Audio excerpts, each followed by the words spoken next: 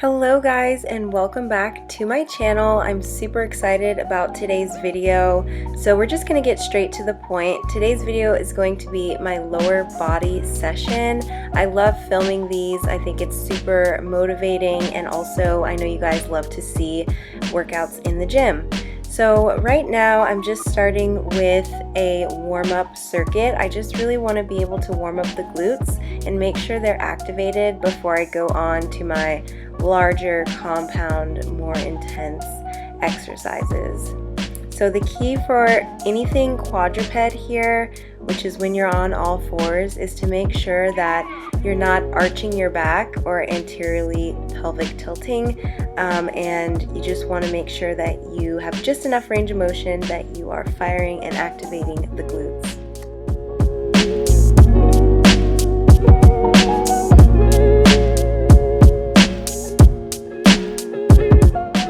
Now for your glute bridges, you want to make sure once again that you are not arching your back, that you are just keeping the movement slow and controlled so you can really isolate the glutes here. And I like to do a variety of movements just to make sure I hit all areas of the glutes, the glute medius, minimus, and maximus.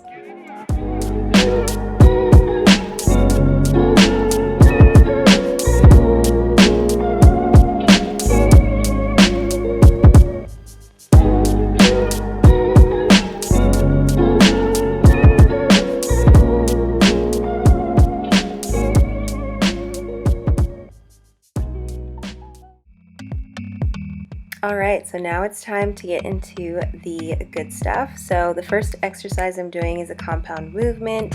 It is the assisted barbell back squat. I don't always do it on the assisted, but I do find that it is a different type of challenging. So when you just do it with the free weight with the barbell, it is going to challenge your core a little bit more.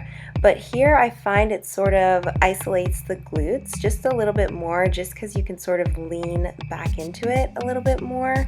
So I'm starting off with lighter weight, and then I'll move up to a weight I'm more comfortable with. So I just changed to the 45s here, and I'm really trying to pause and squeeze my glutes at the bottom of each rep, if you can see that.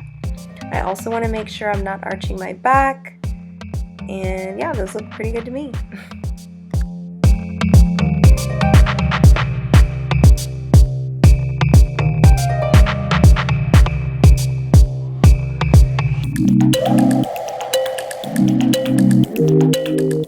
The next compound exercise that I'm going to do is a barbell RDL, so that's the Romanian Deadlift. So basically we are focusing on the eccentric motion of the movement here, just making sure to push the hips back, keeping my shoulders back and my back flat.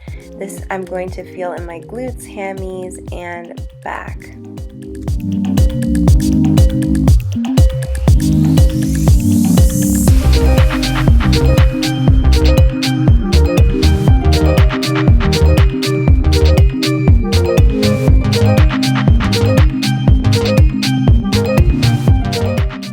I'm actually going to pause in the middle of my workout and do a little stretch. I do recommend doing a dynamic stretch before you start working out. For me personally, I have something weird going on. I've had a lot of surgeries, and so my joints get kind of stiff, so I prefer to stretch kind of in the middle of my workouts or at the end.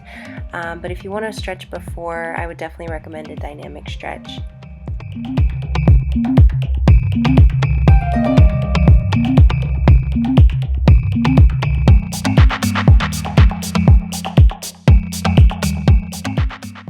Okay guys, the beloved and dreaded split squat. So I know anyone that's done these know it's a love-hate relationship. They are so effective, but oof, do they burn. They burn so badly.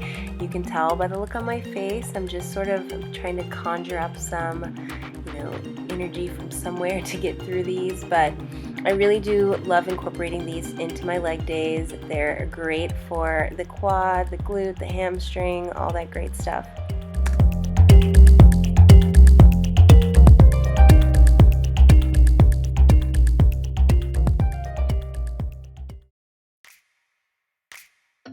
So I actually am supersetting my split squat with some lightweight hip thrusts. So I'm going to do a bit higher reps because I'm using such a light weight, but my main focus is really to turn the booty on.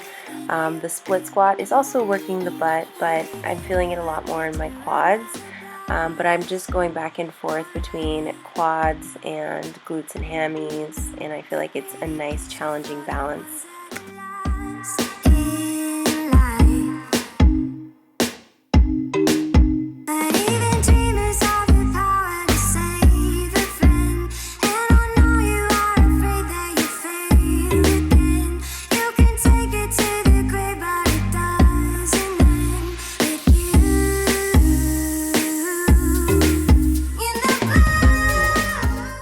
And last but certainly not least, I'm just finishing with a burnout. So a burnout can look different every single day, but I decided to do these moderate weight deadlifts with a band around the knee.